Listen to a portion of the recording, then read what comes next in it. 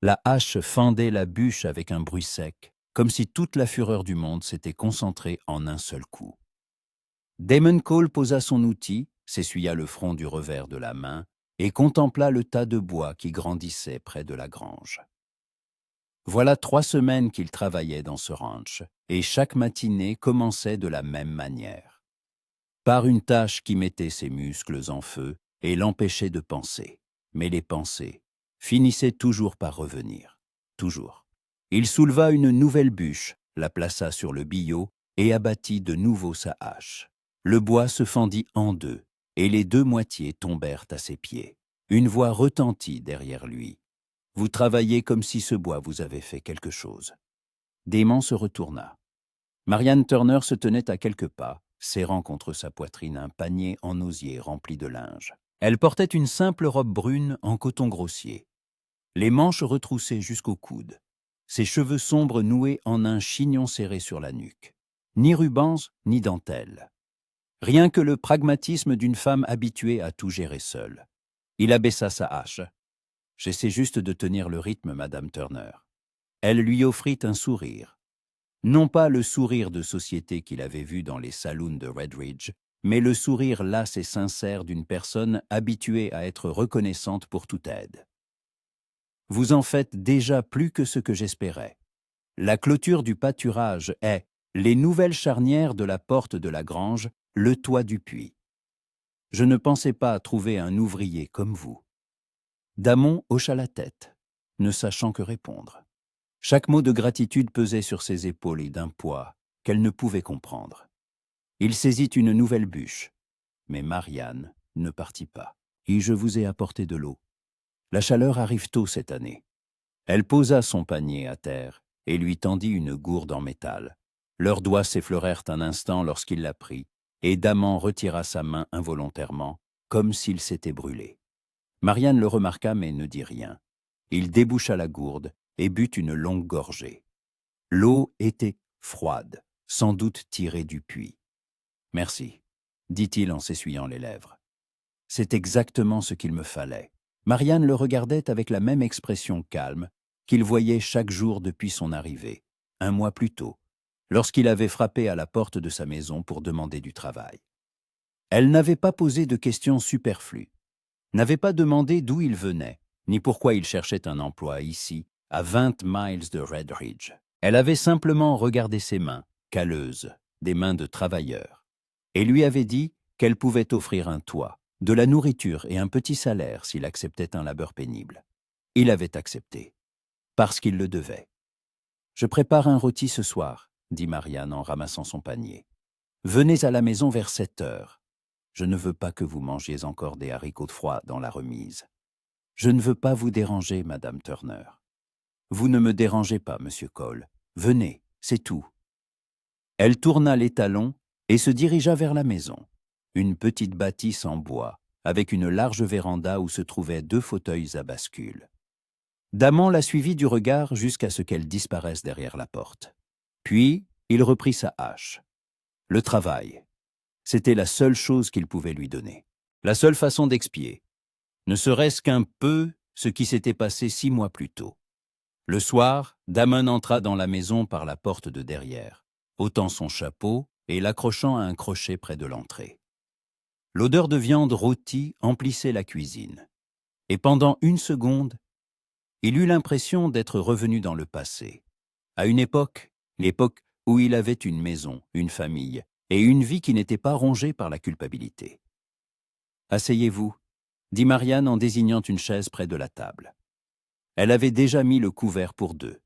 Des assiettes simples, des fourchettes, des couteaux. Aucune fioriture. Damon s'assit mal à l'aise. En 3 semaines, il n'avait mangé avec elle que 2 fois, et les 2 fois, il était resté plus silencieux qu'il n'avait parlé. Marianne posa sur la table une poêle en fonte contenant le rôti, du pain tranché et une petite carafe d'eau.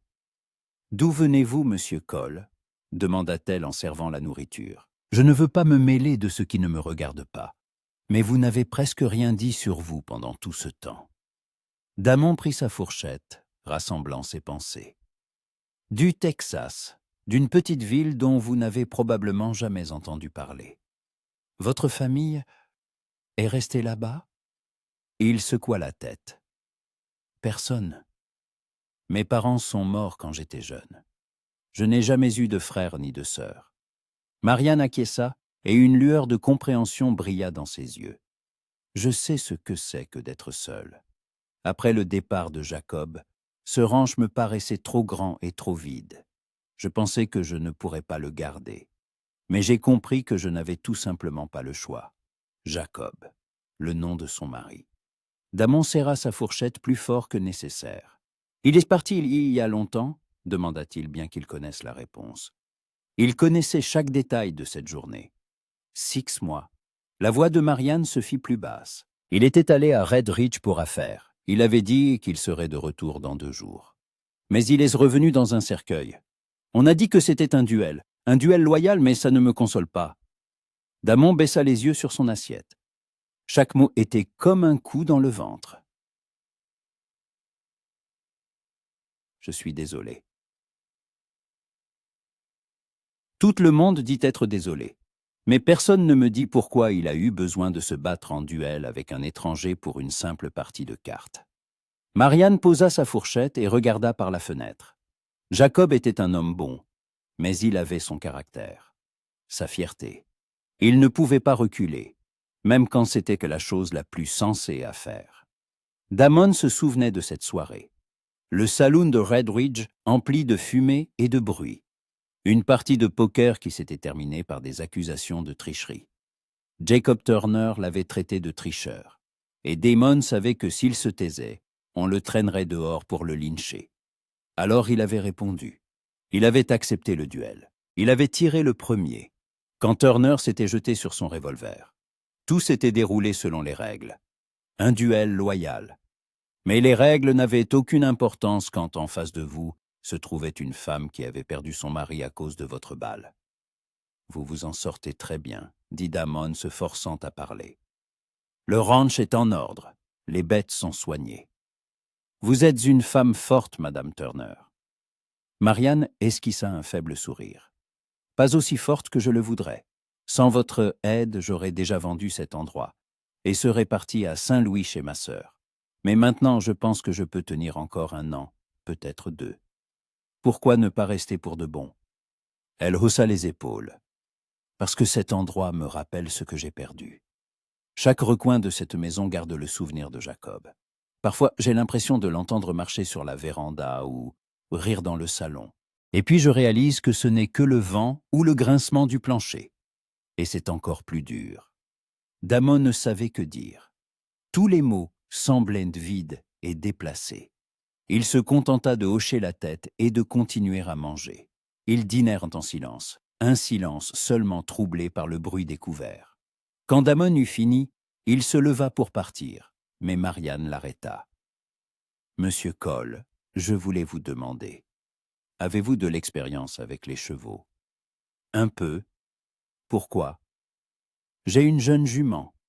Je l'ai achetée il y a 2 mois, pensant pouvoir la débourrer. Mais elle est trop rétive.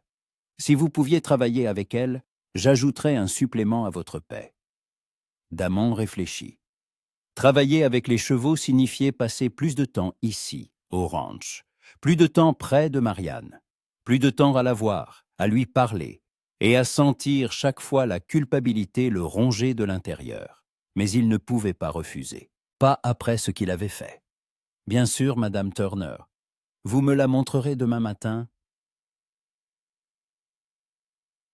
Plaisir. Le lendemain matin commença dans le brouillard. Il s'étendait sur les pâturages, transformant le ranch en un lieu fantomatique où tout semblait irréel et lointain. En marchant vers l'enclos, où Marianne avait promis de lui montrer la jument, Damon se demandait combien de temps il pourrait rester ici avant que la vérité n'éclate. Tôt ou tard, quelqu'un de Red Ridge le reconnaîtrait. Ou elle-même l'interrogerait sur la cicatrice à son bras, cette même cicatrice qu'il avait reçue cette nuit-là, lorsque Jacob Turner avait tiré une seconde trop tard, l'effleurant à l'avant-bras avant de s'effondrer. Marianne, elle était déjà près de l'enclos, appuyée sur une lisse en bois. Elle portait une chemise vert foncé et un pantalon, des vêtements de travail qu'elle mettait pour aller au champ.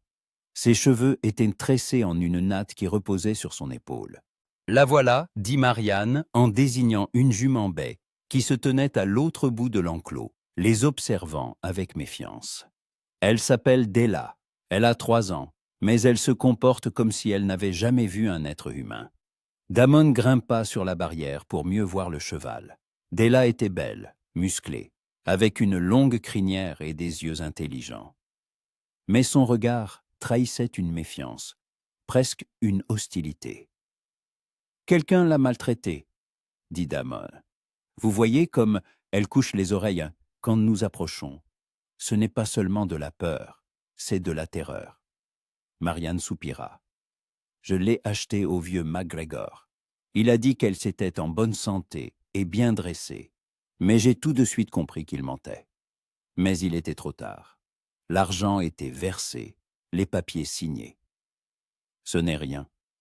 On va s'en occuper, dit Damon en sautant dans l'enclos.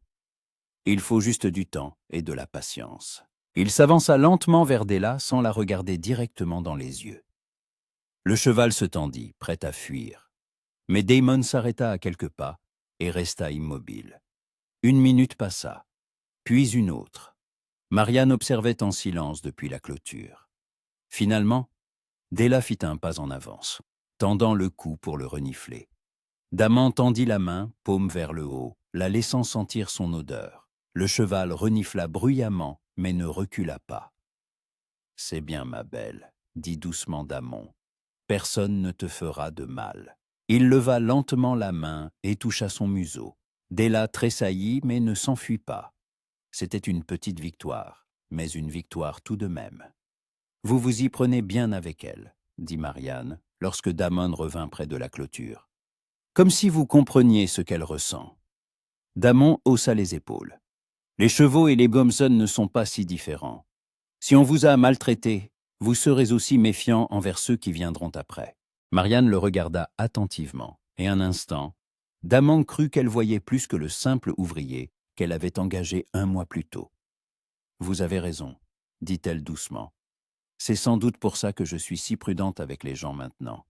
Après Jacob, j'ai compris que le monde n'était pas aussi sûr qu'il en avait l'air. » Damon voulut répondre quelque chose, mais ne trouva pas les mots. Il se contenta de hocher la tête, et ils restèrent là, près de l'enclos, à regarder Della qui broutait maintenant tranquillement l'herbe dans un coin. « Monsieur Cole, » dit Marianne après une longue pause, « puis-je vous poser une question personnelle ?» Damon sentit son cœur battre plus vite. « Bien sûr. Avez-vous déjà tiré sur un homme ?» L'air sembla s'épaissir. Damon ne pouvait ni bouger, ni respirer. Il regarda Marianne, essayant de comprendre d'où venait cette question, mais son visage restait calme, presque indifférent. « Ou pourquoi demandez-vous cela ?» parvint-il à articuler. « Parce que hier soir, j'ai remarqué un holster dans votre chambre, et un revolver. Vous le portez tous les jours sous votre chemise, n'est-ce pas ?» Damon hocha lentement la tête. « C'est exact. Le Far West n'est pas un endroit sûr, Madame Turner. Un revolver n'est pas un luxe, c'est une nécessité. » Je sais, Jacob portait toujours une arme lui aussi, et ça ne l'a pas sauvé.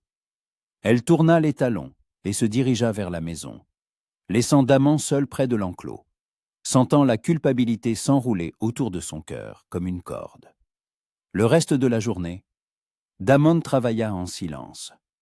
Il répara une clôture, vérifia les réserves de foin dans la grange, et aida Marianne à traire la vache.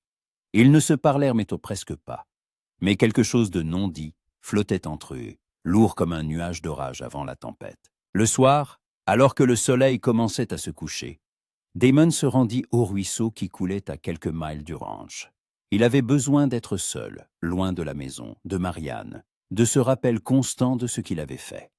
Il s'assit sur la rive, enleva ses bottes et plongea ses pieds dans l'eau froide. Le murmure du ruisseau était le seul son qui troublait le silence. Damon ferma les yeux et essaya de se souvenir de l'homme qu'il était avant cette nuit à Red Ridge. Avant le duel, avant le coup de feu qui avait tout changé. Il était un autre homme, Peut-être pas un homme bon, mais pas non plus celui qu'il était devenu. Il jouait aux cartes, travaillait là où il pouvait, voyageait de ville en ville, ne restant jamais plus d'un mois au même endroit. La vie était simple et libre. Et maintenant, il était là, piégé par sa propre culpabilité, travaillant pour la femme qu'il avait rendue veuve. Le pire, c'est qu'il commençait à ressentir pour elle plus que de la simple pitié. Marianne était forte, mais pas dure. Elle était bonne avec lui, bien qu'il ne méritât aucune bonté. Elle riait rarement, mais quand elle le faisait, ce son faisait fondre quelque chose en Damon. Et quand elle le regardait, simplement, sans un mot, il sentait qu'il voulait rester ici pour toujours, même et en sachant qu'il n'en avait pas le droit. Il était en train de tomber amoureux d'elle, et c'était la pire chose qui pouvait arriver. 2 semaines s'étaient écoulées depuis toute cette conversation près de l'enclos, et Damon sentait que quelque chose avait changé entre eux. Marianne s'attardait plus souvent près de lui quand il travaillait, lui demandait son avis sur les affaires du ranch, l'invitait à dîner presque tous les soirs. Elle n'était plus seulement son employeuse. Elle devenait quelqu'un de plus, et cela l'effrayait plus que n'importe quel danger qu'il avait affronté auparavant. Ce matin-là, elle lui avait demandé de l'aider à trier des affaires dans le grenier. Elle avait expliqué que les vieilles possessions de Jacob s'y trouvaient, des choses qu'elle n'avait pas osé toucher pendant tous ces mois, mais qu'il était temps de tout trier et de ne garder que l'essentiel. Damon monta l'escalier étroit derrière Marianne. Le grenier était bas, poussiéreux, rempli de caisses en bois et de vieilles malles. La lumière filtrait par une unique lucarne sous le toit, dessinant des bandes sur le sol. « Je ne sais pas par où commencer », avoua Marianne en balayant du regard cet amoncellement d'objets. « Je pensais que si je venais ici, je m'effondrerais en larmes sans pouvoir rien faire. Mais maintenant, je comprends que je ne peux pas m'accrocher éternellement au passé. » Damon hocha la tête, s'efforçant de ne pas croiser son regard. Être ici, au milieu des affaires de l'homme qu'il avait tué, était insupportable. Chaque objet l'accusait en silence, sans pitié. « Que voulez-vous garder » demanda-t-il. « Je ne sais pas. Peut-être la selle. Elle est bonne, elle peut encore servir. Et sa carabine, elle venait de son grand-père, transmise de génération en génération. Le reste peut être vendu ou donné. » Ils commencèrent à vider les caisses, les grands vêtements de Jacob, des chemises, des gilets usés, des ceintures en cuir aux boucles de cuivre. Marianne pliait tout soigneusement, touchant chaque vêtement comme si elle craignait de blesser quelque chose de vivant. « Il était grand, » dit-elle soudain, « plus grand que vous de quelques centimètres. Large d'épaules, fort. Il pouvait me soulever d'une seule main. Quand nous nous sommes mariés, j'avais 19 ans, et lui 26. Je pensais que c'était l'homme le plus fort du monde. Damon tenait dans ses mains un vieux chapeau aux bords délavés. Vous l'aimiez ? Marianne leva les yeux, une tristesse voilant son regard. Oui, mais pas de cet amour dont on parle dans les romans. Nous avions grandi dans des villes voisines, nos familles se connaissaient. Quand son père est mort et lui a laissé ce ranch, Jacob m'a demandé de l'épouser. Il a dit qu'il avait besoin d'une femme, d'une maîtresse de maison, de quelqu'un à ses côtés. J'ai accepté parce qu'il n'y avait pas d'autre proposition, ni d'avenir pour moi. Nous avons vécu ensemble 7 ans. De bonnes années, tranquilles. Mais la passion, le feu, il n'y en avait pas. Elle se tut, regardant les chemises pliées. Parfois, j'ai l'impression que ce n'est pas lui qui me manque, mais le sentiment de ne pas être seul. Qu'il y ait quelqu'un qui rentre le soir, dise que le dîner est bon et s'endorme à côté de moi. C'est égoïste, n'est-ce pas? Non, répondit doucement Damon. C'est humain.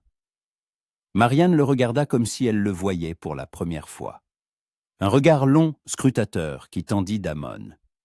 Et vous, monsieur Cole, avez-vous déjà été marié? Non. Amoureux? Il hésita, ne sachant comment répondre honnêtement sans se trahir. Il y a eu quelque chose. Il y a longtemps. Mais ça n'a pas marché. Pourquoi? Et parce que je n'étais pas l'homme qu'il lui fallait. Pas celui qui pouvait la rendre heureuse. Marianne pencha la tête sur le côté, comme si elle réfléchissait à ses paroles. Parfois, nous sommes trop durs avec nous-mêmes. Nous pensons que nous ne sommes pas assez bien, alors qu'en réalité, nous avons simplement peur. Damon ne répondit pas.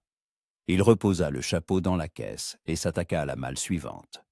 À midi, ils avaient trié la moitié des affaires. Marianne descendit préparer le déjeuner, et Damon resta pour finir le travail. Il ouvrit la dernière malle et se figea. À l'intérieur se trouvait le revolver de Jacob Turner. Damon le reconnut immédiatement, un lourd colt avec une crosse sculptée en bois sombre. Le même revolver qui avait été pointé sur lui cette nuit-là à Red Ridge. Celui avec lequel Turner avait tiré, l'égratignant au bras, avant de s'effondrer avec une balle dans la poitrine. Damon prit l'arme, sentant son poids. Elle était déchargée, mais n'en était pas moins intimidante. Il passa les doigts sur la crosse, sur le métal du canon, et soudain, un souvenir l'envahit. Le saloon, la fumée des cigares, les cartes sur la table. Jacob Turner se levant brusquement, renversant sa chaise. « Tu as triché. Je n'ai pas triché. Tu as simplement perdu. Personne ne me traite de menteur et ne s'en sort vivant. Alors réglons ça comme des hommes, demain à l'aube, près du vieux moulin. » Damon ferma les yeux avec force, essayant de chasser ses visions. Mais elles persistaient, Turner debout en face de lui, dans la lumière grise de l'aube. Le témoin, comptant les pas, le demi-tour, le coup de feu, la fumée, le sang sur la chemise de Turner, son visage surpris alors qu'il tombait. « Monsieur Cole ?» La voix de Marianne le tira de ses souvenirs. Il se retourna brusquement, cachant le revolver derrière son dos, mais il était trop tard. Elle l'avait déjà vu. « C'est l'arme de Jacob, » dit-elle en montant l'escalier. « Je l'avais oublié. » Damon lui tendit le revolver. « Pardon, je ne voulais pas fouiller sans permission. » Marianne prit l'arme, mais ne quitta pas Damon des yeux. « Vous êtes pâle, vous ne vous sentez pas bien. »« Tout va bien, il fait juste chaud ici. Alors descendez. Le déjeuner est prêt. » Elle tourna les talons et commença à descendre, tenant le revolver avec une telle précaution qu'on aurait dit qu'il pouvait se briser au moindre faux mouvement. Pendant le déjeuner, ils ne parlèrent presque pas. Marianne semblait pensive, et Damon ne parvenait tout simplement pas à lever les yeux.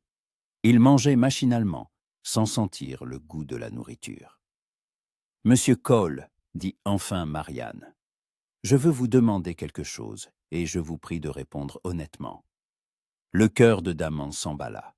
« Je vous écoute. Étiez-vous à Red Ridge il y a 6 mois ?» L'air entre eux se figea. Damon posa lentement sa fourchette. « Pourquoi demandez-vous cela ?»« Parce que ce matin, quand vous avez soulevé une caisse, j'ai vu la cicatrice sur votre bras. Une cicatrice de balle. Je sais à quoi ressemblent ces cicatrices. Jacob en a eu plusieurs dans sa vie. Et celle-ci est récente, pas plus de 6 mois. » Damon voulut mentir. Il voulut dire qu'il avait reçu cette cicatrice ailleurs, dans un autre endroit, d'une autre balle. Mais en regardant Marianne dans les yeux, il comprit qu'il ne pouvait pas. « Oui, » dit-il doucement, « j'étais à Red Ridge il y a 6 mois. » Le visage de Marianne ne changea pas, mais quelque chose dans son regard se durcit. « Et vous avez rencontré mon mari ?» ?»« Je l'ai rencontré. » Le silence s'étira pendant quelques secondes, qui parurent une éternité. « Saviez-vous qui j'étais quand vous êtes venu chercher du travail ici ?» ?»« Oui. »« Pourquoi ne l'avez-vous pas dit ?» Damon se leva de table, incapable de rester assis plus longtemps. « Parce que je suis un lâche, Madame Turner. Parce que j'ai tué votre mari lors de ce duel, et depuis, je ne dors plus la nuit. Parce que je pensais que si je venais ici pour vous aider, je pourrais expier d'une manière ou d'une autre ce que j'ai fait. Mais je comprends maintenant que c'était stupide. Rien ne peut te racheter la mort d'un homme. » Marianne le regardait en silence. Son visage était pâle, ses mains serrées en poing. « Partez, » dit-elle d'une voix neutre et froide. « Partez tout de suite. Et ne revenez jamais. » Damon hocha la tête. Il se tourna et se dirigea vers la porte, mais s'arrêta sur le seuil. Je suis vraiment désolé, Marianne. Si je pouvais revenir à cette nuit-là, je le ferais. Mais je ne peux pas. Je peux seulement vous dire que votre mari était un homme honnête. Il n'a pas reculé, même quand il le pouvait. Et il est mort avec dignité. » Il sortit sans attendre de réponse. Daman rassembla ses affaires en 10 minutes. Il n'avait pas grand-chose, quelques chemises, un pantalon de rechange, des sacoches de sel et son revolver. Il quitta la remise où il avait dormi toutes ces semaines et se dirigea vers l'écurie où se trouvait son cheval. Alors qu'il le scellait, il entendit des pas derrière lui. « Vous pensez vraiment que vous pouvez partir comme ça ?» Marianne se tenait à l'entrée de l'écurie, les bras croisés sur la poitrine. Elle portait toujours la même chemise de travail gris foncé et son pantalon, ses cheveux étaient en désordre. Son visage était pâle, mais ses yeux brûlaient. « Vous m'avez dit de partir, » répondit Daman sans se retourner. « Je l'ai dit sous le coup de la colère, parce que vous m'avez menti, parce que je vous faisais confiance et que pendant tout ce temps, vous saviez la vérité et vous vous êtes tu. » Daman serra la sangle, puis se tourna enfin vers elle. « Je ne voulais pas vous faire de mal, mais vous m'en avez fait, 2 fois. D'abord en tuant mon mari, puis en me trompant. Je sais, et je comprends si vous me détestez. » Marianne s'approcha, sa voix tremblait, mais elle ne pleurait pas. « Je ne vous déteste pas, c'est ça le plus terrible. Je devrais vous haïr, je devrais crier, vous chasser, peut-être même vous tirer dessus. Mais je ne peux pas. Parce que pendant ces semaines, vous êtes devenue la personne sur qui je pouvais compter. Vous avez travaillé honnêtement, vous m'avez aidé, vous m'avez écouté, vous avez été bon. Et maintenant, je ne sais plus ce que je ressens. » Daman resta immobile, ne sachant que dire. « Dites-moi la vérité, » exigea Marianne. « Toute la vérité. Que s'est-il passé cette nuit-là? Pourquoi Jacob vous a-t-il provoqué en duel ?» Daman expira lentement. « Nous jouions au poker. J'ai gagné une grosse somme. Votre mari m'a accusé de tricherie. Je n'ai pas triché, Marianne. Je vous le jure. Mais il ne me croyait pas. Il a dit que personne ne le traitait de menteur et ne s'en sortait vivant. J'aurais pu reculer, m'excuser, même si j'avais raison. Mais je ne l'ai pas fait, parce qu'alors, on m'aurait battu ou tué directement dans le saloon. Alors j'ai accepté le duel. Et vous l'avez tué. » Oui, il a tiré une seconde plus tard, touchant mon bras. Mais ma balle a atteint son cœur. Il est mort quelques minutes après. La dernière chose qu'il a dite, c'est votre nom. Marianne se couvrit le visage de ses mains. Ses épaules tressautaient, mais elle n'émettait aucun son. Daman voulut s'approcher, la prendre dans ses bras, dire quelque chose de réconfortant, mais il savait qu'il n'en avait pas le droit. Finalement, elle releva la tête. Ses yeux étaient rouges, mais sans larmes. « Partez, monsieur Cole, mais pas parce que je vous hais, mais parce que j'ai besoin de temps pour réfléchir. J'ai besoin de savoir si je peux vous pardonner, et si je peux me pardonner de ne pas vous haïr comme je le devrais. » Daman hocha la tête. Il sortit le cheval de l'écurie, monta en selle et partit sans se retourner. Mais en franchissant les portes du ranch, il jeta tout de même un regard en arrière. Marianne, elle était toujours là, près de l'écurie, le regardant s'éloigner. Daman parcourut 5 miles avant de s'arrêter. Le soleil déclinait, peignant le ciel de teinte pourpre. Il mit pied à terre et s'assit sur une pierre, au bord de la route, sentant une lourde vague de fatigue le submerger. Il avait bien fait de partir. Marianne méritait la vérité. Et maintenant, elle avait le choix, le pardonner ou non. Il ne pouvait rien exiger d'elle. Pas après ce qu'il avait fait. Mais un vide s'était creusé en lui, un vide qu'il ne pouvait combler. Pendant ces semaines au ranch, il avait ressenti quelque chose qu'il n'avait pas connu depuis des années. La paix, le travail, la maison, la présence de Marianne. Tout cela lui donnait le sentiment d'être sur la bonne voie, de pouvoir devenir meilleur. Maintenant, tout s'était effondré. Il sortit sa gourde, but une gorgée d'eau et regarda la route devant lui. Où aller maintenant? Au Texas? Au Colorado? peut-être vers le nord, dans le Montana, où personne ne le connaissait et où il pourrait tout recommencer. Mais à quoi bon recommencer si le passé continuait de le hanter? Son cheval hennit doucement, et Damon tourna la tête. Au loin sur la route, un cavalier était apparu. Il avançait vite, soulevant la poussière. Damon se tendit, la main sur la crosse de son revolver. Mais à mesure que le cavalier approchait, il la reconnut. Marianne.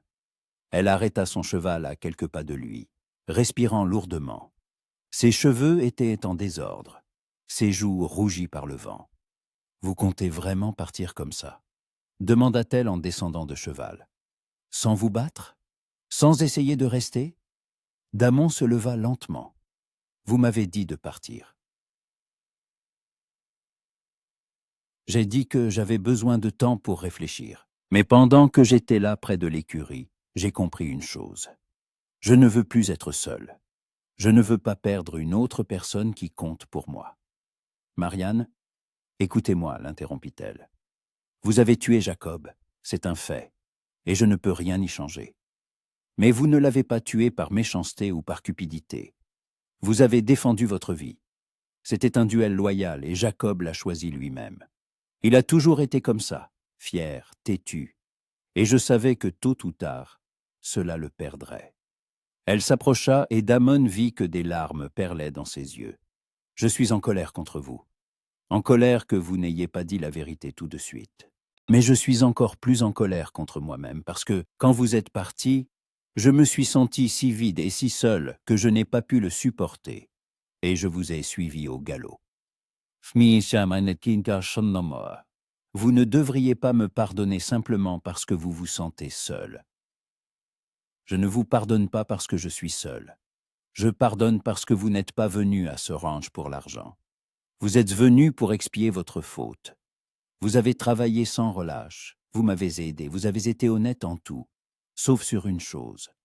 Et je crois que vous êtes un homme bon, Damon Cole. Un homme qui a fait une erreur, mais qui essaie de la réparer. Elle avait prononcé son prénom pour la première fois. Et cela sonnait si naturel, si juste, que Damon sentit quelque chose se briser en lui. « Je ne mérite pas votre pardon, » dit-il d'une voix rauque. « Peut-être, » répondit Marianne. « Mais je vous le donne quand même, parce que la vie est trop courte pour s'accrocher à la haine. Revenez, Damon. Revenez au ranch, j'ai besoin de votre aide, et j'ai besoin que vous soyez là. » Damon la regardait, n'en croyant pas ses oreilles. Le vent agitait ses cheveux, les derniers rayons du soleil doraient son visage. Elle était belle, forte et seule, et il savait que s'il revenait, il ne pourrait plus jamais repartir, parce qu'il était amoureux d'elle, si fort que cela l'effrayait. « D'accord, » dit-il enfin, « je reviens. » Le retour au ranch se fit en silence. Ils chevauchaient côte à côte, leurs chevaux avançant au pas sur une route déjà plongée dans le crépuscule. Damon se surprit plusieurs fois à jeter un regard à Marianne, essayant de deviner ses pensées. Son visage restait calme, mais ses mains serraient fermement les rênes, trahissant sa tension. Quand ils arrivèrent au ranch, la nuit était tombée. Marianne descendit la première et se tourna vers Damon, l'arrêtant du regard. « Une condition, » dit-elle fermement. « Plus de mensonges, même un petit, même pour ma tranquillité d'esprit. S'il doit y avoir quelque chose entre nous, ce ne sera que l'honnêteté. D'accord ?» Damon hocha la tête. « D'accord, Guillaume Mida. Alors décellez les chevaux et entrez. Je vais préparer quelque chose de rapide pour le dîner. Je suis sûr que nous avons faim tous les deux. » Elle partit sans attendre de réponse, et Damon resta seul près de l'écurie. Il mena les chevaux, retira les selles, les nourrit et les abreuva, faisant tout lentement, avec application. Il avait besoin de temps pour assimiler ce qui s'était passé. Marianne l'avait pardonné, lui avait demandé de revenir, avait dit qu'elle avait besoin de lui. Mais le pardon n'était qu'un début. L'ombre de Jacob Turner planerait toujours entre eux, et Damon ne savait pas s'il pourrait vivre avec cette ombre sans en être étouffé. Le dîner fut simple, des œufs au plat, du pain et le reste du café du matin. Ils mangèrent à la table de la cuisine, éclairée par une unique lampe à pétrole. Le silence entre eux n'était pas tendu, mais las, comme après une longue journée de dur labeur. « Daman, » commença enfin Marianne en repoussant son assiette. « Je veux que vous compreniez une chose. Je vous ai pardonné pour ce qui est arrivé à Jacob. Mais ça ne veut pas dire que je n'ai pas mal. Ça ne veut pas dire que j'ai oublié. J'ai simplement choisi de ne pas m'accrocher à la douleur. » Daman posa sa fourchette et la regarda. « Je comprends. Et je ne m'attends pas à ce que vous oubliez. Je sais que je vous rappellerai cette nuit chaque fois que vous me regarderez. Peut-être. Mais peut-être qu'avec le temps, vous commencerez à me rappeler autre chose. Que les gens peuvent en changer. Que les erreurs peuvent être réparées. » Elle se leva, ramassa les assiettes et les porta à l'évier. Daman regarda son dos, la courbe de ses épaules, sa façon de bouger, assurée mais fatiguée. « Yé Marianne, pourquoi m'avez-vous vraiment demandé de revenir ?» Elle ne se retourna pas, continuant de laver la vaisselle. « Parce que la solitude tue plus lentement qu'une balle, mais tout aussi sûrement. Après la mort de Jacob, j'ai passé 4 mois dans un isolement complet. Je ne voyais personne, ne parlais à personne. Je travaillais du matin au soir pour ne pas penser. Et puis j'ai réalisé que je devenais un fantôme. Une femme qui existe, mais ne vit pas. Quand vous êtes apparu, quelque chose a changé. La maison s'est de nouveau remplie. Il y avait une voix, autre que la mienne, des mains qui aidaient, le sentiment de ne pas être seule. » Elle se retourna, s'essuyant les mains avec un torchon. « Je ne sais pas ce qu'il y aura entre nous. Je ne sais pas si je pourrai un jour vous regarder sans me souvenir de Jacob. Mais je sais que je ne veux plus être seul. Et je sais que vous êtes un homme bon, malgré tout. » Daman se leva lentement. « Je ferai tout pour prouver que vous n'avez pas eu tort de me faire confiance. Je sais. Sinon, je ne vous aurais pas rattrapé sur cette route. » Les jours suivants se déroulèrent donc dans une normalité étudiée. Daman reprit ses tâches, réparer la clôture du pâturage ouest, surveiller le bétail, continuer à travailler avec Della. Marianne s'occupait des tâches ménagères, cuisinait, lavait, entretenait le potager. Ils travaillaient côte à côte, mais semblaient se contourner avec précaution, craignant de dire tout ou de faire quelque chose qui briserait la fragile trêve entre eux. Le 3e jour après son retour, Daman vit Marianne essayer de réparer une marche cassée du porche. Elle était à genoux, un marteau à la main, tentant d'enfoncer un clou dans une planche récalcitrante, sans succès. « Laissez-moi faire, » dit Daman en s'approchant. Marianne le regarda, puis regarda le marteau dans sa main, et eut un petit rire. « J'essaie de me prouver que je peux tout faire toute seule, mais cette planche n'est manifestement pas d'accord. » Daman s'accroupit à côté d'elle, prit le marteau et, de quelques coups précis, enfonça le clou.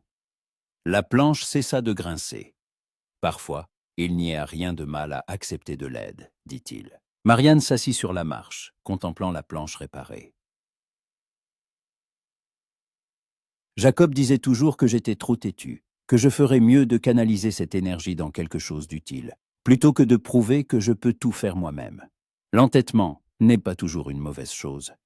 Il vous a aidé à survivre ces derniers mois. » Marianne se tourna vers lui et il y avait quelque chose de nouveau dans ses yeux.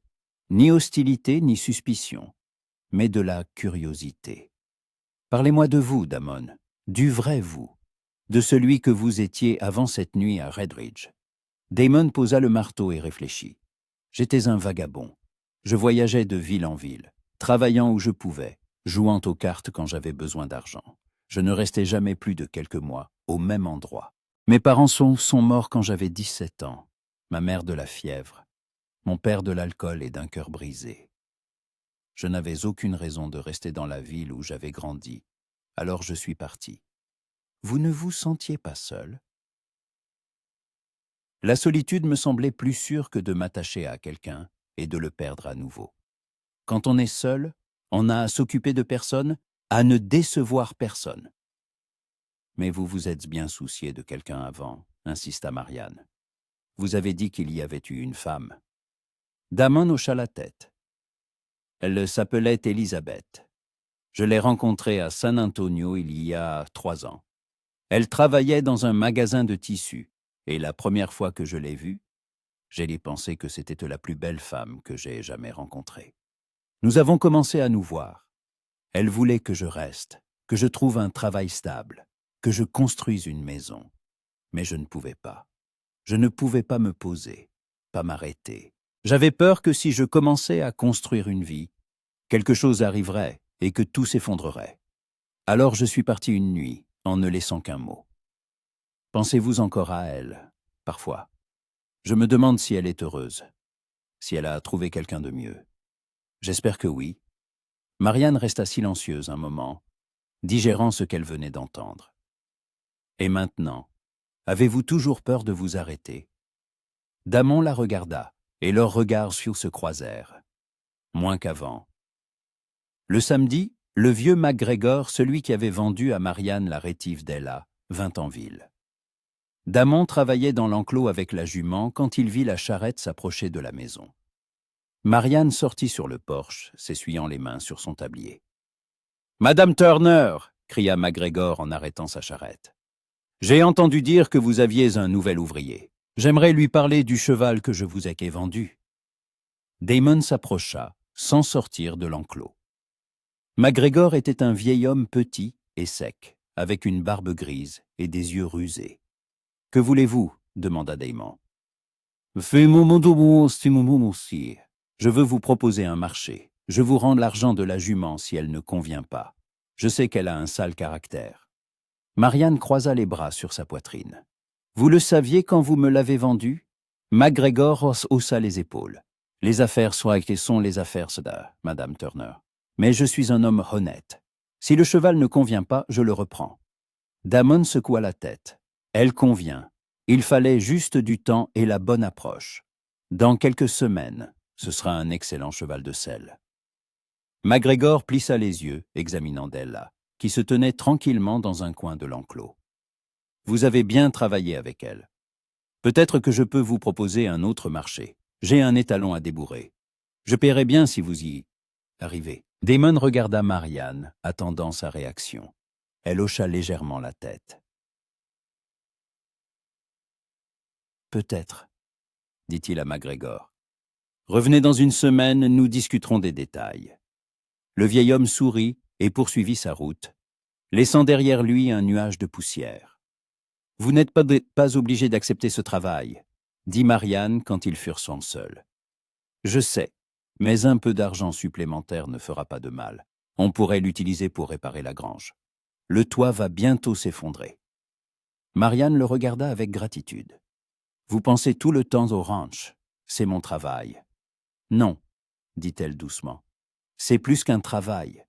Vous traitez cet endroit comme s'il était à vous. » Damon ne contesta pas, parce qu'elle avait raison. Quelque part au cours de ces semaines, le ranch avait cessé d'être simplement un lieu où il expiait sa faute. C'était devenu un foyer. Le soir même, alors qu'ils étaient assis sur le porche à regarder le coucher du soleil, Marianne demanda soudain: « Damon, avez-vous déjà pensé à avoir votre propre ranch, votre propre endroit, votre propre terre ?» Il réfléchit, se balançant dans son fauteuil.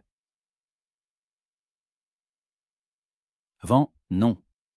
Je ne pensais pas que c'était pour moi. Mais maintenant, je ne sais pas. Ce ne serait peut-être pas si mal d'avoir un endroit où revenir. » « Jacob rêvait d'agrandir notre ranch, » dit Marianne. « Il voulait acheter la parcelle voisine, augmenter le troupeau, construire une nouvelle maison. Il avait toujours de grands projets, mais ces rêves sont restés des rêves. Vous pouvez les réaliser, » suggéra Damon. « Le ranch est en bon état. Avec une bonne gestion, il peut prospérer. » Marianne secoua la tête. « Ça. Je ne suis pas Jacob Judge. Je n'ai pas ces ambitions. J'ai juste besoin que cet endroit tienne le coup. Qu'il y ait un endroit où rentrer à la fin de la journée. » Il se turait, écoutant les grillons entamer leur chant du soir. Damon voulait lui dire qu'il comprenait ce sentiment mieux qu'elle ne le pensait. Que pour la première fois depuis des années, il sentait lui aussi qu'il avait trouvé un endroit où il voulait revenir. Mais les mots semblaient déplacés, trop intimes. Au lieu de cela, il resta simplement assis à côté d'elle, et cela suffisait. Cette nuit-là, Damon rêva de nouveau de cette journée. Le duel, le coup de feu, Turner qui s'effondre. Mais cette fois, quand il s'approcha du corps, c'était Marianne qui gisait à terre. Ses yeux le fixaient avec un reproche muet, et le sang coulait de sa poitrine. Damon se réveilla en sueur froide, le souffle court. Il s'assit sur son lit, la tête entre les mains. Les cauchemars le hantaient depuis cette nuit-là, mais celui-ci était le pire de tous. Et il se leva, enfila une chemise et sortit de la remise.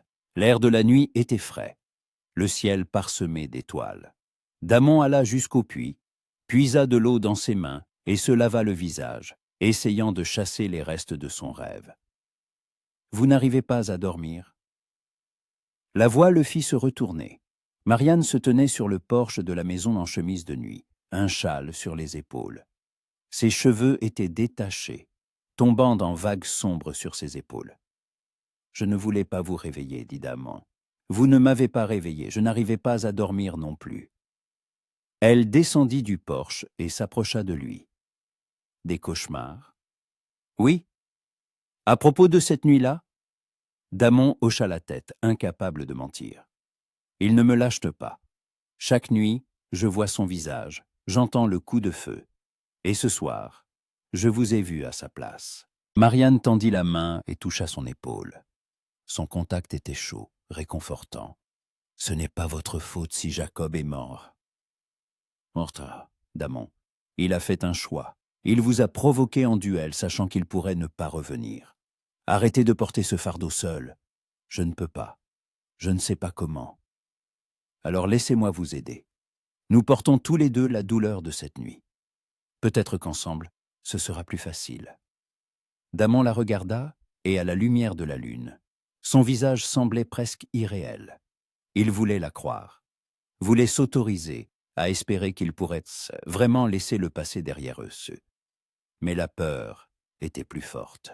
« Vous êtes trop bonne avec moi, Marianne, ou vous êtes trop dure avec vous-même. » Elle retira sa main et recula d'un pas. « Essayez de dormir encore un peu. Demain sera une longue journée. » Elle retourna à la maison, et Damon resta seul sous le ciel étoilé, sentant quelque chose en lui commencer lentement à changer.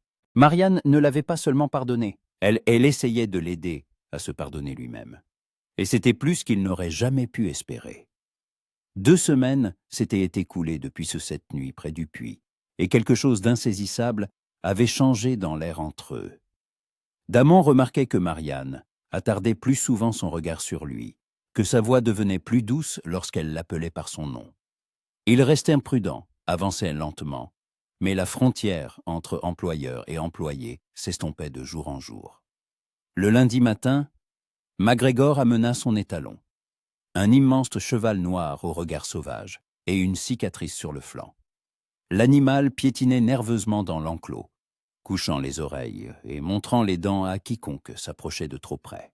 « Il s'appelle Tempête », dit MacGregor en s'appuyant sur la clôture. Je l'ai acheté à un cow-boy qui jurait que le cheval était maudit. Il disait que Tempête avait déjà désarçonné 5 cavaliers, cassé un bras à l'un, des côtes à l'autre. Je ne crois pas aux malédictions, mais le fait est que personne ne peut le monter. Damon étudia l'étalon en silence. Tempête était magnifique, puissant, musclé, avec des yeux intelligents.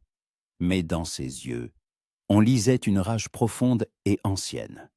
« On l'a maltraité, » constata Damon. « Vous voyez les traces de cravache sur sa croupe. Quelqu'un a essayé de le briser par la force. C'est pour ça qu'il est si hargneux. » MacGregor cracha sur le côté. « Peut-être bien.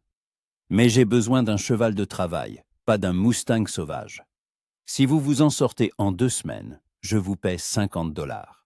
Sinon, je le reprends, et on en reste là. » Damon regarda Marianne, qui se tenait un peu plus loin.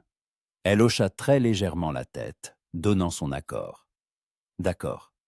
2 semaines. » Quand MacGregor fut parti, Marianne s'approcha de l'enclos. « Vous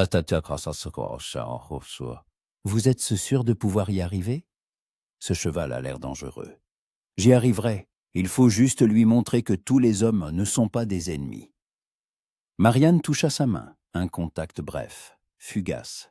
mais suffisant pour que Daman sente une chaleur se répandre dans sa poitrine. Soyez prudents, je n'ai pas besoin de soucis supplémentaires. Leurs regards se croisèrent, et un instant, Daman crut qu'elle voulait dire autre chose, mais Marianne se contenta de tourner les talons et de se diriger vers la maison. Le travail avec Tempête s'avéra épuisant. Les 3 premiers jours, Daman resta simplement près de l'étalon, sans essayer de s'approcher. Il s'asseyait près de la clôture, parlait doucement, le laissait s'habituer à sa présence. Tempête l'ignorait, arpentait l'enclos, lui lançant parfois des regards furieux. Le 4e jour, Daman entra dans l'enclos avec un seau d'avoine. Tempête recula immédiatement dans le coin le plus éloigné, les oreilles couchées. Daman posa le seau au milieu et sortit. 1 heure plus tard, en observant depuis la grange, il vit l'étalon s'approcher prudemment et commencer à manger. Une petite victoire. Le 6e jour, Daman réussit à toucher le museau de Tempête.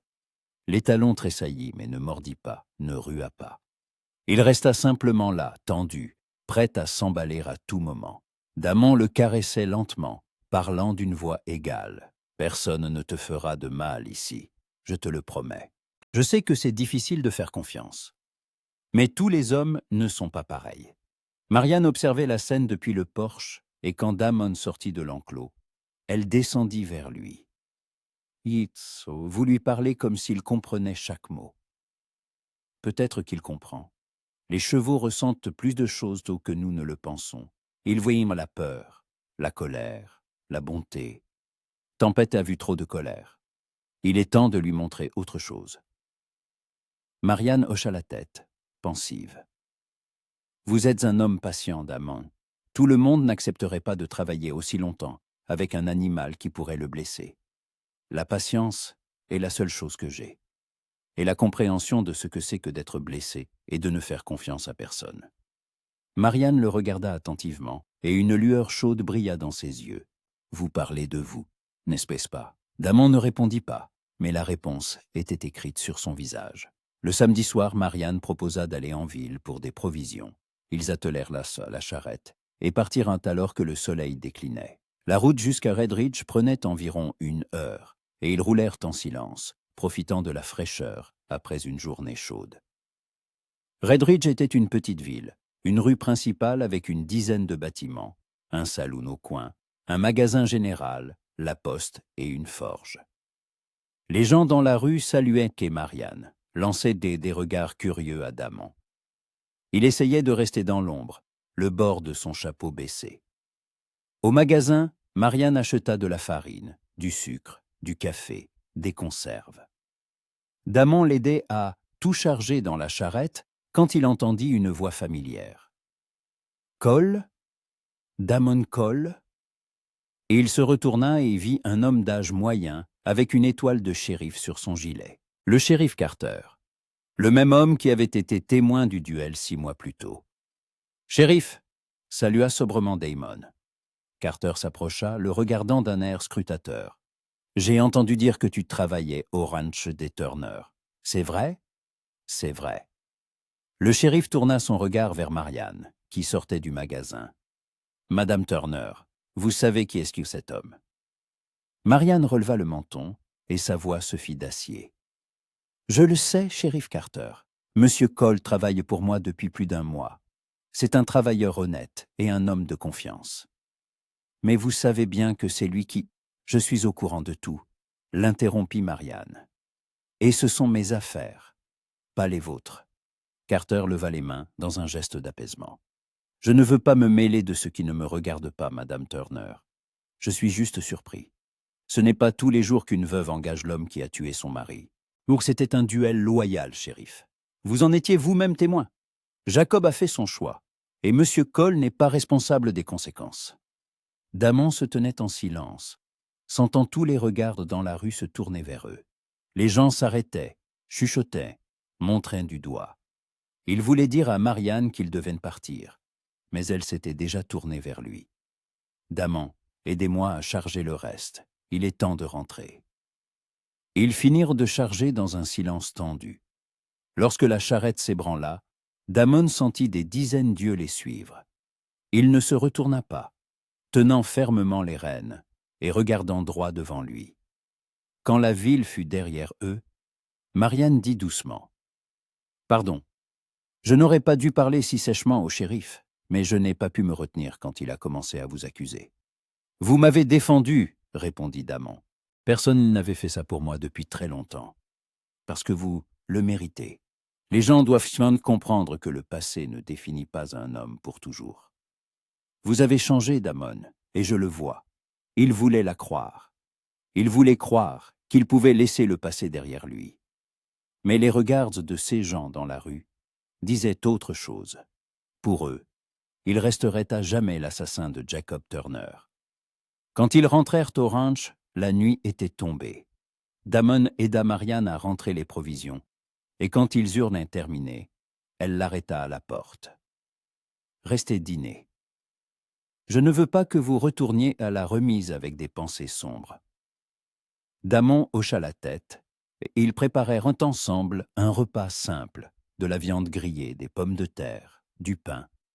Ils mangèrent à table, éclairés par une unique lampe à pétrole. Les ombres dansaient sur les murs, et dans cette lumière vacillante, Marianne semblait particulièrement belle à Damon. Chez Marianne, commença-t-il en posant sa fourchette. « J'ai quelque chose à vous dire. » Elle leva les yeux. « Je vous écoute. Ce que vous avez fait aujourd'hui en ville, vous n'étiez pas obligé de me défendre. Les gens ont raison de juger. J'ai tué votre mari. C'est un fait, et on ne peut pas y échapper. Vous ne l'avez pas tué par méchanceté, dit fermement Marianne. Vous avez défendu votre vie. Est-ce un crime? Peut-être pas, mais le résultat était le même. Jacob est mort, et je suis vivant. Et maintenant je suis ici dans sa maison, mangeant à sa table, travaillant sur sa terre. Parfois j'ai l'impression que ce n'est pas juste. » Marianne se leva et s'approcha de lui. Elle posa une main sur son épaule, et Damon se figea. « Ce n'est plus sa maison, c'est ma maison. Et c'est moi qui décide qui peut être ici. J'ai besoin de vous ici, Damon. Pas seulement comme ouvrier, mais comme un homme avec qui je peux parler, en qui je peux avoir confiance. » Damon se leva lentement, et ils se retrouvèrent si proches qu'ils pouvaient voir des étincelles dorées dans ses yeux bruns. Son cœur battait si fort qu'elle devait, lui semblait-il, l'entendre. « Marianne, je ne devrais pas ressentir ça, mais que ressentez-vous » murmura-t-elle. « Plus que ce à quoi j'ai droit, plus que ce que je peux me permettre. » Ils restèrent immobiles, l'air entre eux chargé d'un non-dit. Damon voulait toucher son visage, écarter une mèche de cheveux tombée sur sa joue, l'attirer à lui. Mais il ne pouvait pas. Il n'en avait pas le droit. Marianne recula la première, et l'instant fut rompu. « Vous feriez mieux d'y aller » dit-elle doucement. Il se fait tard. Damon hocha la tête, ressentant à la fois soulagement et déception. Il prit son chapeau et sortit dans la nuit, laissant Marianne debout près de la table dans la lumière vacillante de la lampe. Le lendemain matin, Damon se réveilla avec une ferme résolution. Il ne pouvait plus prétendre qu'il n'y avait rien entre lui et Marianne, à part le travail et le pardon. Ses sentiments grandissaient, et tôt ou tard, il devrait y faire face. Il se dirigea vers l'enclos, où Tempête attendait déjà sa ration du matin. Les talons ne couchaient plus les oreilles quand Damon entrait. Il se laissa même mettre un licol et faire quelques tours dans l'enclos. « Bon garçon !» le félicita Damon en lui tapotant la clure. Bientôt, on essaiera la selle. « Il vous fait confiance. » Damon se retourna. Marianne se tenait près de la clôture dans une simple robe marron, les cheveux tressés. Un léger sourire flottait sur ses lèvres. « Il commence à faire confiance, » corrigea Damon. « La confiance totale est encore loin. Et vous? Vous me faites confiance ?» La question le prit au dépourvu. « Je vous fais confiance. Alors dites-moi, Sommer, dites-moi ce que vous ressentiez hier soir. Vraiment. » Damon laissa sortir Tempête et quitta l'enclos. Il s'approcha de Marianne sans la quitter des yeux. « Et je ressens ce que je ne devrais pas. Je suis amoureux de vous, c'est Marianne. Je sais que c'est mal. Je sais que je n'ai pas le droit d'éprouver ces sentiments après ce que j'ai fait. Mais ils sont là, et je ne peux pas les contrôler. Marianne garda le silence, et à chaque seconde de ce silence, Daman sentit son cœur se serrer davantage. « Vous croyez que je ne le savais pas ?» dit-elle enfin. « Je vois comment vous me regardez. Je vois comment vous essayez de garder vos distances, même quand vous voulez être plus proche. Je ne suis pas aveugle, Daman. Alors dites-moi de partir. Dites-moi que c'est impossible, et je partirai, cette fois, pour de bon. Et si je ne veux pas que vous partiez ?» Daman se figea. « Quoi ?» Marianne s'approcha, et il n'y avait plus que quelques centimètres entre eux. « Je ressens quelque chose aussi, Daman. Je ne sais pas quoi exactement, je ne sais pas si c'est bien. Mais chaque fois que vous êtes près de moi, je suis en paix. Chaque fois que vous partez, je ressens un vide. Et hier, quand nous étions si proches, j'ai compris que je voulais aussi plus qu'un simple ouvrier ou un ami. » Daman ne pouvait plus respirer, ne pouvait plus penser. Tout ce qu'il pouvait faire, c'était la regarder et comprendre que son monde était en train de basculer. « Nous ne pouvons pas, » parvint-il à dire. « Les gens ne comprendront pas. Ils diront qu'ils disent tout ce qu'ils veulent. Peu m'importe ce que les autres pensent. Seul compte ce que je ressens et ce que vous ressentez. » Daman leva lentement la main et toucha sa joue. Marianne ferma les yeux, se blottissant contre sa paume, et ce simple geste brisa les dernières bribes de sa résistance. « Je ne vous mérite pas, » murmura-t-il. « Arrêtez de décider ce que vous méritez, » répondit-elle en ouvrant les yeux. « Laissez-moi en décider moi-même. » Et elle l'embrassa. Le baiser ne dura que quelques secondes, mais pour Daman, ce fut une éternité. Quand Marianne s'écarta, ses joues étaient un rose, sa respiration rapide. Elle ne détourna pas le regard, et dans ses yeux, on lisait le même mélange de peur et de détermination qu'il ressentait lui-même. « Je ne regrette pas, » dit-elle doucement. « Je veux que vous le sachiez. Quoi qu'il arrive, je ne regrette pas. » Daman toucha son visage, passant son pouce sur sa joue. « Marianne, nous ne pouvons pas nous précipiter. C'est trop important pour se hâter. Vous avez besoin de temps pour réfléchir, pour savoir si c'est vraiment ce que vous voulez. J'ai déjà réfléchi, chaque jour, chaque nuit, depuis que j'ai appris la vérité. J'ai à penser que je devrais vous haïr, mais je ne le peux pas. J'ai à penser que c'était mal de ressentir pour vous ce que je ressens. Mais le cœur n'écoute pas la raison, Daman. Il sait simplement ce qu'il veut. » Daman pressa son front contre le sien, fermant les yeux. « Et si nous faisons ça, il n'y aura pas de retour en arrière. Les gens parleront, ils jugeront. La vie deviendra plus compliquée. Qu'importe. La vie n'a jamais été facile. J'ai appris à me débrouiller. » Ils restèrent enlacés, sans dire un mot de plus. Le soleil montait dans le ciel, promettant une journée chaude. Mais à cet instant, il n'y avait que deux. Les jours suivants apportèrent une nouvelle dimension à leur relation. Ils travaillaient toujours côte à côte. Mais il y avait maintenant entre eux une autre proximité. Des contacts de mains fortuits, de longs regards par-dessus la table au dîner, des sourires qui en disaient plus que des mots. Daman continua de travailler avec Tempête, et l'étalon faisait des progrès. Le 10e jour, il se laissa sceller. Le 11e, il supporta le poids de Daman sur son dos, bien que nerveux. Le 12e, ils firent quelques tours dans l'enclos, et Tempête marchait docilement, ne relevant la tête que de temps en temps à des bruits inattendus. Marianne observait chaque entraînement, et un soir, alors que Daman sortait de l'enclos, elle dit « Vous lui donnez ce que personne ne lui a jamais donné, la patience et la foi qu'il peut changer. » « Toute créature mérite une seconde chance, » répondit Daman, « que ce soit un cheval ou un homme. » Marianne s'approcha et lui prit la main, ouvertement, sans se cacher. « Vous avez eu votre seconde chance. J'espère que vous le comprenez. » Daman serra ses doigts. « Je le comprends, et je n'ai pas l'intention de la laisser passer. » Le mercredi, un cavalier s'approcha du ranch. Daman travaillait sur le toit de la grange quand il remarqua l'étranger. Un homme grand en costume noir sur un cheval bai. Quelque chose dans sa posture alerta immédiatement Daman.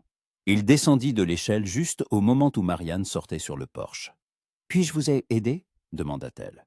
L'étranger ôta son chapeau, et Daman vit un visage aux traits durs et aux yeux gris et froids. « Madame Turner, je m'appelle Thomas Reynolds. Je suis le frère de votre défunt mari. » Marianne pâlit. « Thomas, Jacob m'a parlé de vous. Mais je vous croyais à Saint-Louis. J'y étais. Mais je n'ai appris la nouvelle de la mort de mon frère qu'il y a un mois. La lettre a mis du temps à arriver. Je suis venu dès que j'ai pu. » Il mit pied à terre, et son regard tomba sur Daman. « Et qui est-ce, roi ?»« Monsieur Cole. Il travaille au ranch. » Reynolds plissa les yeux, étudiant Damon de la tête aux pieds. « Cole, ce nom me dit quelque chose. Je suis passé par Redridge en venant ici. Le shérif local m'a raconté une histoire intéressante sur un duel qui a eu lieu il y a 6 mois. Il a mentionné le nom de Damon Cole. » L'air s'alourdit. Damon se redressa, se préparant au pire. « C'est vrai, » dit-il calmement. « C'est moi. » Le visage de Reynolds se tordit de fureur. Il fit un pas en avant, mais Marianne s'interposa. « Thomas, arrêtez. Ce n'est pas ce que vous croyez. »« Pas ce que je crois, » répéta Reynolds, sa voix vibrant d'une colère à peine contenue. « Un homme tue mon frère, et vous l'engagez pour travailler ici, sur la terre de Jacob. Avez-vous perdu la raison ?»« C'était un duel loyal, » dit fermement Marianne. « Votre frère l'a provoqué lui-même. Et le shérif a confirmé que tout s'était déroulé selon les règles. » « Les règles ? Quelle importance ont les règles si mon frère est mort ?» Reynolds se tourna vers Damon. « Tu pensais pouvoir expier ta faute en travaillant pour sa veuve ? Tu pensais que ça ferait de toi un homme meilleur ?» Damon ne répondit pas. Et il savait que toute parole serait inutile maintenant. Reynolds avait raison. De son point de vue, la situation était monstrueuse. « Thomas, écoutez-moi, » commença Marianne, mais il l'interrompit. « Non, écoutez-moi, vous. J'ai connu Jacob toute ma vie. Oui, il avait son caractère. Oui, il était impulsif et têtu, mais c'était un homme bon, et il ne méritait pas de mourir dans un sale duel pour des cartes. Et vous avez trahi sa mémoire en laissant cet homme entrer dans votre vie. Vous n'avez pas le droit de me dire comment honorer la mémoire de Jacob. » La voix de Marianne vibra de colère contenue. « J'ai été sa femme pendant 7 ans. Je l'ai pleuré, je l'ai enterré, j'ai essayé de sauver le ranch qu'il aimait. Ce n'est pas à vous de juger mes décisions. » Reynolds la fixa longuement, puis secoua la tête. « Je vais m'installer en ville, mais sachez-le, je n'en resterai pas là. Jacob était ma famille, et je ne laisserai pas son assassin vivre dans sa maison. » Il monta à cheval et partit, laissant derrière lui un lourd silence. Marianne resta sur le porche, regardant le cavalier s'éloigner. Ses mains tremblaient, bien qu'elle essayât de le cacher. Damon monta sur le porche et toucha doucement son épaule. « Il a raison, » dit-il doucement. « Je ne devrais pas être ici. Ma présence ne fait que causer de la douleur. » Marianne se retourna brusquement. « N'osez pas essayer de repartir. Thomas est en colère. Il vient d'apprendre la mort de son frère. La blessure est fraîche. Mais ça ne veut pas dire qu'il a raison. Marianne, réfléchissez. Si même son frère réagit ainsi, que diront les autres? Vos voisins, les gens en ville, ils savent déjà. Bientôt, tout le monde ne parlera que de ça. Qu'il parle, peu m'importe. Mais moi, ça m'importe. Je ne veux pas que vous souffriez à cause de moi. Vous méritez mieux. » Marianne lui saisit les mains, le forçant à la regarder. « Écoutez-moi bien, Damon Cole. Je suis une femme adulte et je prends mes propres décisions. Si je vous ai choisi, c'est mon choix. Si je dois affronter le jugement des autres, je l'affronterai. Mais je ne renoncerai pas à ce que je ressens simplement parce que ça ne plaît pas à quelqu'un. » Damon la regardait, le cœur déchiré entre l'amour et la peur. « Vous êtes la femme la plus forte que j'ai jamais rencontrée. Alors croyez en ma force, et croyez que je sais ce que je fais. » Elle l'attira à elle et l'embrassa, longuement, profondément, sans se cacher, même si quelqu'un pouvait les voir. Et Damon s'autorisa à croire que, peut-être, ils avaient maté vraiment une chance. Le soir, Ils étaient assis sur le porche, regardant le coucher du soleil. Damon tenait la main de Marianne, et ce simple contact lui apportait plus de paix que tout ce qu'il avait connu dans sa vie. « Parlez-moi de vos rêves, » demanda Marianne. « De ce que vous voulez dans la vie. » Damon réfléchit. « Avant, je n'avais pas de rêve. Je me laissais porter, je vivais au jour le jour. Mais maintenant, je veux un endroit où rester, une maison, une famille, quelque chose de stable. Ce ranch pourrait être cet endroit, dit doucement Marianne, si vous le vouliez. » Damon se tourna vers elle. « Et que voulez-vous dire ? Je veux dire que le ranch est trop grand pour une seule personne, qu'il y a assez de travail pour deux, que je ne veux pas que vous soyez juste un ouvrier.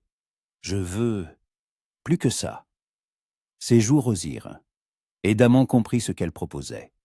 Un avenir commun. « Marianne, vous êtes sûre ? C'est un pas énorme. Les gens ils parleront, je sais, mais avec le temps, ils arrêteront. Les gens trouvent toujours de nouveaux ragots. L'important, c'est que nous soyons ensemble, malgré tout. » Damon l'attira à lui, la serrant fort.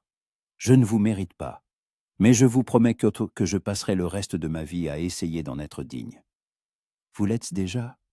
murmura-t-elle contre son épaule. « Croyez-le, tout simplement. » Le lendemain, Damon monta Tempête pour la première fois réellement.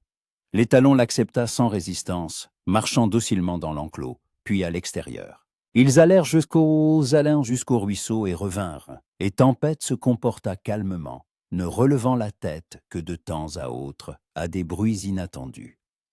Quand ils revinrent, MacGregor attendait déjà près de l'enclos.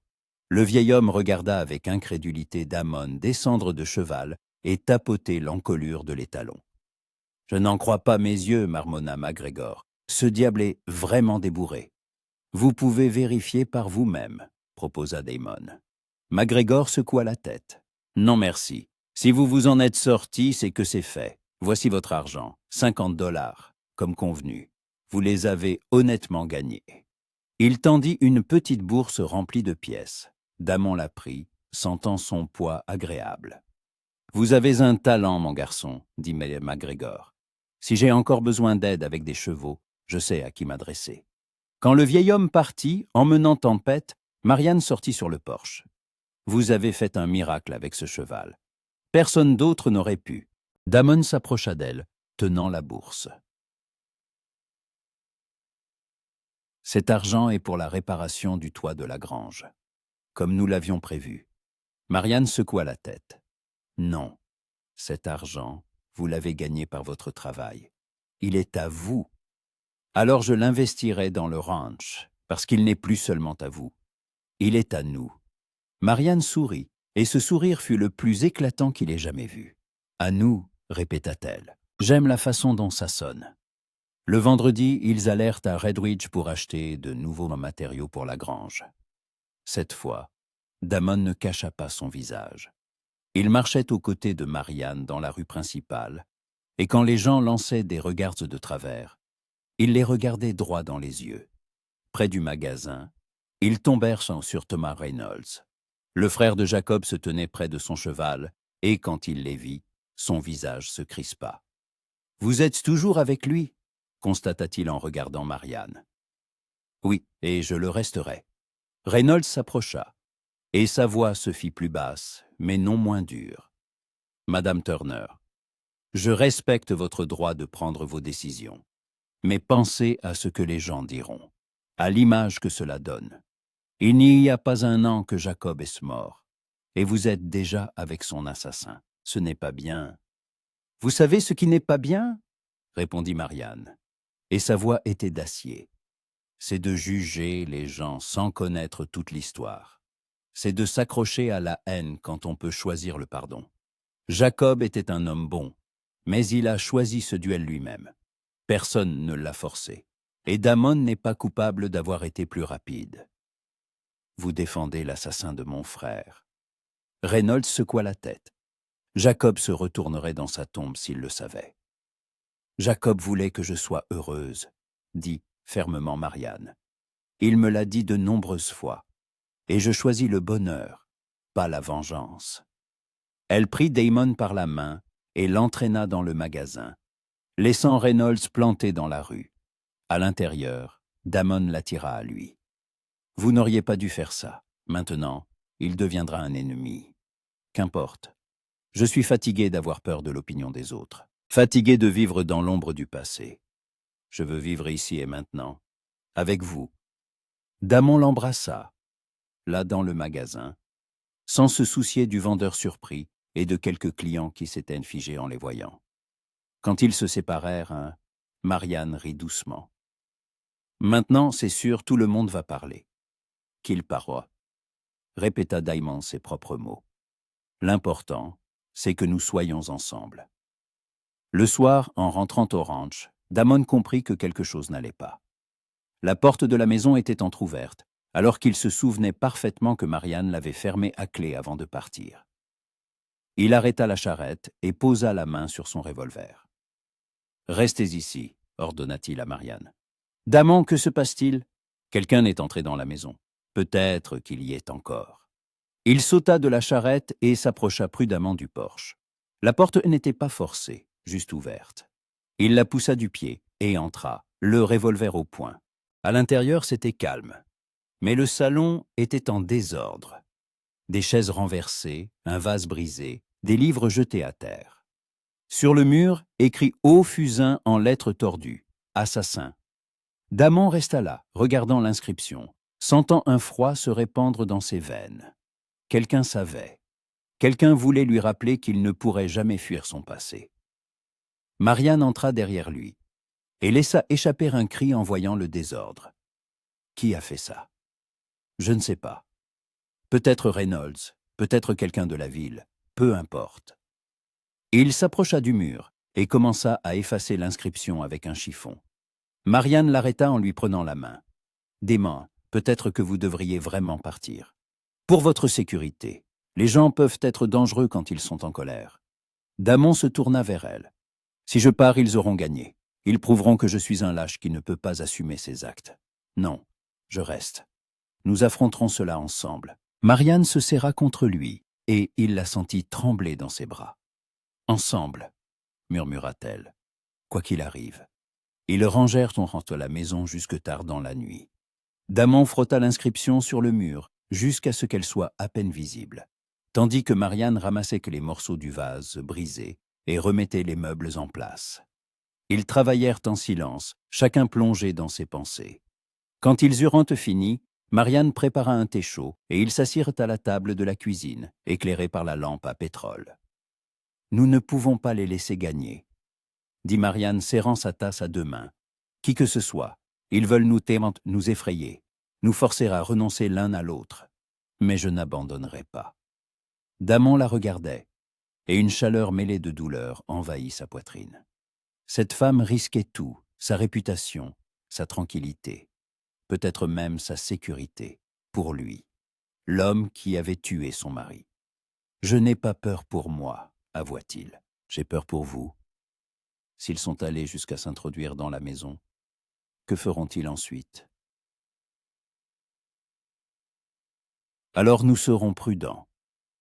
Mais nous ne reculerons pas. » Damon tendit la main par-dessus la table et recouvrit la sienne. « Savez-vous que je vous aime? J'aurais dû le dire plus tôt, mais j'avais peur. Peur de ne pas avoir le droit de prononcer ces mots. » Les yeux de Marianne s'emplirent de larmes, mais elle souriait. « Je vous aime aussi, Damon. Je ne sais pas quand c'est arrivé. Peut-être le jour où vous travailliez avec Della et lui parliez si tendrement, ou quand vous m'aidiez à trier les affaires de Jacob sans craindre mes larmes, ou cette nuit près du puits, quand vous avez avoué vos cauchemars. Mais c'est arrivé, et je ne veux plus le cacher. » Damon se leva, contourna la table et l'attira à lui. Ils s'embrassèrent longuement, et dans ce baiser, il y avait tout. La peur, l'amour, l'espoir, la détermination. « Épousez-moi. » Souffla Damon quand ils se séparèrent. « Je sais que c'est trop tôt. Je sais que les gens jugeront encore plus, mais je ne veux plus attendre. Je veux que vous soyez ma femme.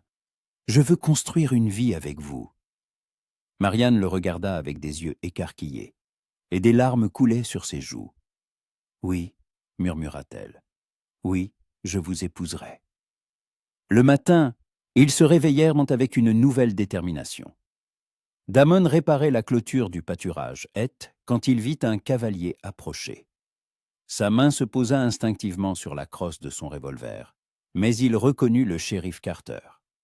Le shérif mit pied à terre près de l'enclos, ôta son chapeau et s'essuya le front. « Monsieur Cole, nous devons parler. »« Je vous écoute. »« Hier, quelqu'un s'est introduit chez Madame Turner. Vous êtes au courant ? » ?»« Je vis ici. »« Bien sûr que je suis au courant. » Carter hocha la tête. « Je soupçonne qui ça pourrait être. Thomas Reynolds a été vu dans les environs de votre ranch hier après-midi. Plusieurs témoins l'ont vu sur la route, mais il n'y a pas de preuves, et il nie tout. Alors pourquoi êtes-vous venu ? » Le shérif soupira. « Je veux vous donner un conseil, mon garçon. Pas en tant que shérif, mais en tant qu'homme qui a vécu sur cette terre pendant 40 ans. La relation entre vous et Madame Turner, ce sont vos affaires. Mais les gens en ville sont agités. Certains trouvent que ce n'est pas bien. Reynolds attise le feu en racontant à tout le monde que vous avez tué son frère et séduit sa veuve. Bientôt, ça pourrait dégénérer. » Damon se redressa. « Que suggérez-vous ? Soyez prudent. Restez loin de la ville pendant un certain temps. Laissez les passions se calmer. Ou mieux encore, partez. Je sais que c'est injuste, mais parfois la prudence est plus importante que la justice. Je n'ai l'intention de partir nulle part, shérif. C'est ma vie et j'y ai droit. » Carter remit son chapeau. « Je me doutais que vous diriez ça. Alors, au moins, portez votre arme et dites à Madame Turner d'être sur ses gardes. S'il se passe quelque chose, tirez d'abord et venez me voir ensuite. On s'arrangera. » Il partit, laissant Damon avec un sentiment de lourdeur dans la poitrine. Le samedi, ils décidèrent d'aller à l'église. Marianne portait sa plus belle robe, un bordeaux foncé avec des garnitures noires, ses cheveux coiffés en un chignon haut. Damon portait une chemise propre et un gilet. Ils roulèrent en silence dans la charrette, sachant tous deux que ce serait une épreuve. Quand ils arrivèrent à l'église, l'office n'avait pas encore commencé. Les gens se tenaient en groupe près de l'entrée, discutant, se saluant. Mais quand Damon et Marianne descendirent de la charrette, les conversations cessèrent. Tout le monde se tourna et les regarda. Marianne releva le menton et prit la main de Damon. Ils se dirigèrent maintenant vers l'entrée, et la foule s'écarta, non par respect, mais par choc. À l'intérieur de l'église, ils s'assirent sur un banc au milieu. Damon sentait des dizaines de regards plantés dans son dos. Il entendait des chuchotements qui devenaient de plus en plus forts. L'office commença, et le pasteur Wilson monta en chaire. C'était un homme âgé avec une barbe grise et des yeux bienveillants. Il commença par un sermon habituel sur le pardon et la miséricorde.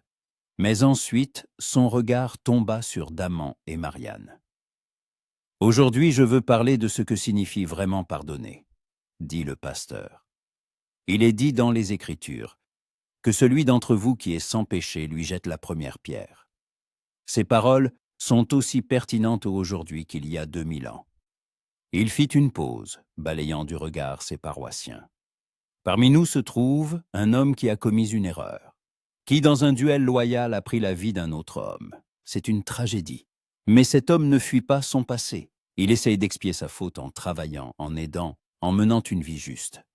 Et il y a une femme qui a perdu son mari, mais qui a trouvé en elle la force de pardonner. Non pas d'oublier, mais de pardonner.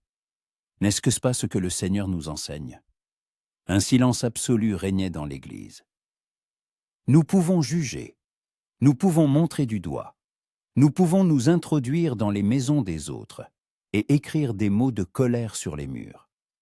Mais ce n'est pas la voie de la foi, c'est la voie de la vengeance et de la méchanceté. Soyons meilleurs que cela. Faisons preuve de miséricorde et non de jugement. Après l'office, plusieurs personnes s'approchèrent de Marianne et Damon. Une vieille dame, Madame Johnson, prit la main de Marianne. « Vous êtes une femme courageuse, ma chère. plus courageuse que je ne l'étais à votre âge. Je vous souhaite à tous deux beaucoup de bonheur. » Un jeune fermier, James Parker, serra la main de Damon. « Tout le monde ne nous juge pas. Certains comprennent que la vie est plus compliquée qu'il n'y paraît.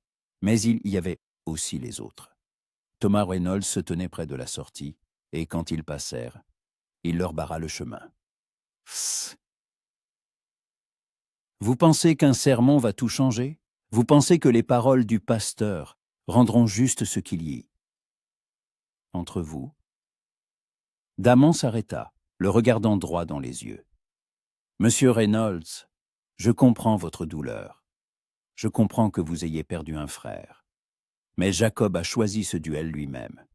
Il aurait pu reculer, s'excuser, partir. Mais il ne l'a pas fait, parce qu'il avait sa fierté, la même fierté que je vois en vous maintenant. Ne la laissez pas détruire votre vie comme elle a leur détruit la sienne. Comment oses-tu parler de mon frère? J'ose parce que j'ai passé les derniers ce mois à vivre avec la culpabilité de sa mort. Chaque nuit, je le vois en rêve. Chaque jour, je pense que j'aurais pu agir différemment. J'ai payé pour cette nuit plus que vous ne pouvez l'imaginer.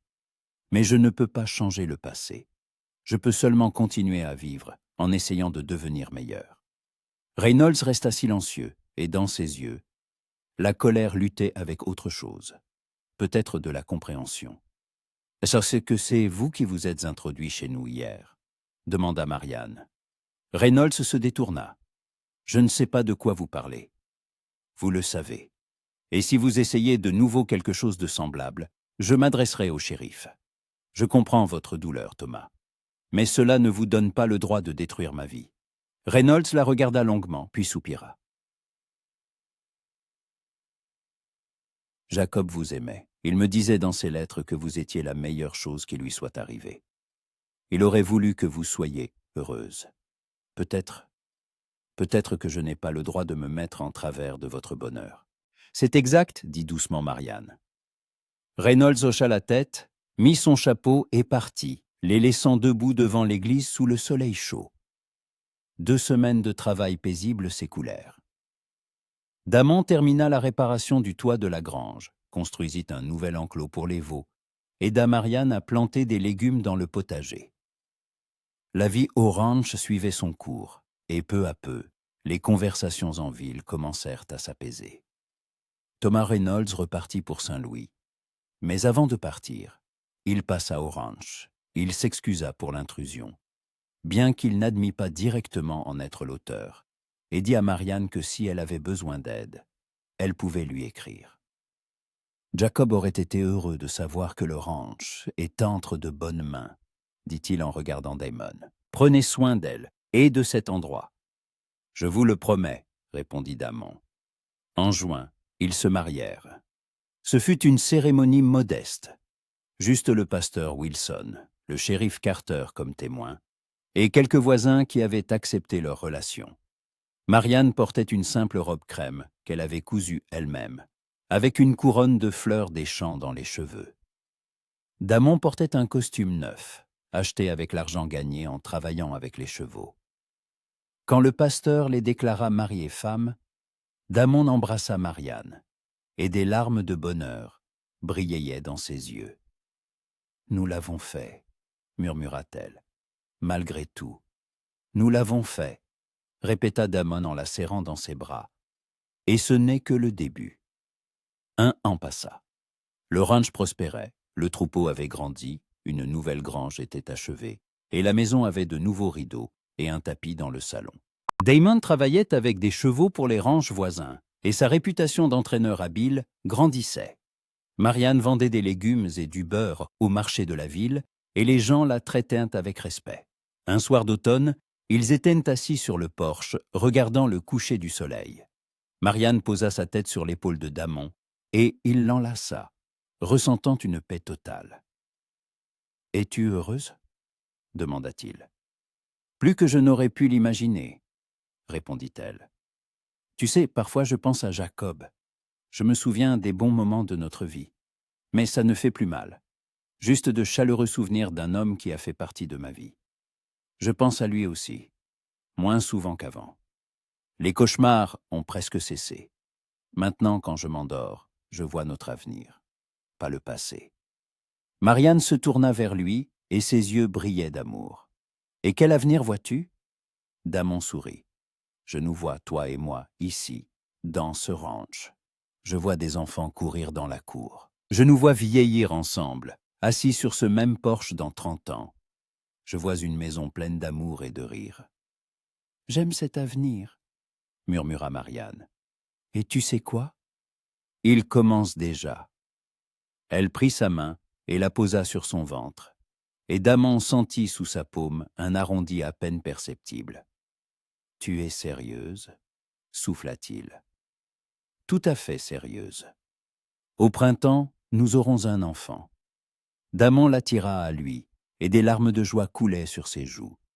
Toutes les peurs, toute la culpabilité, toutes les pensées sombres qui l'avaient hanté si longtemps se dissolvèrent dans cet instant de pur bonheur. « Je t'aime, » murmura-t-il. « Si fort que ça en est parfois douloureux. Je t'aime aussi. Et notre enfant grandira dans une maison remplie d'amour. Il saura que son père est le meilleur homme du monde. Un homme qui a fait une erreur, mais qui a trouvé la force de changer. » Ils restèrent enlacés, tandis que le soleil se couchait, peignant le ciel de teintes orangées et roses. Au loin, des coyotes criaient, le vent bruissait dans l'herbe, et la vie continuait, pleine d'espoir, d'amour et de possibilités infinies. Damon Cole n'était plus un vagabond sans foyer ni but. Il était devenu un mari, bientôt un père, le propriétaire d'un ranch et un homme qui avait appris à se pardonner. Le passé n'avait pas disparu. Il faisait partie de son histoire, mais ne définissait plus son avenir. Et l'avenir promettait d'être magnifique.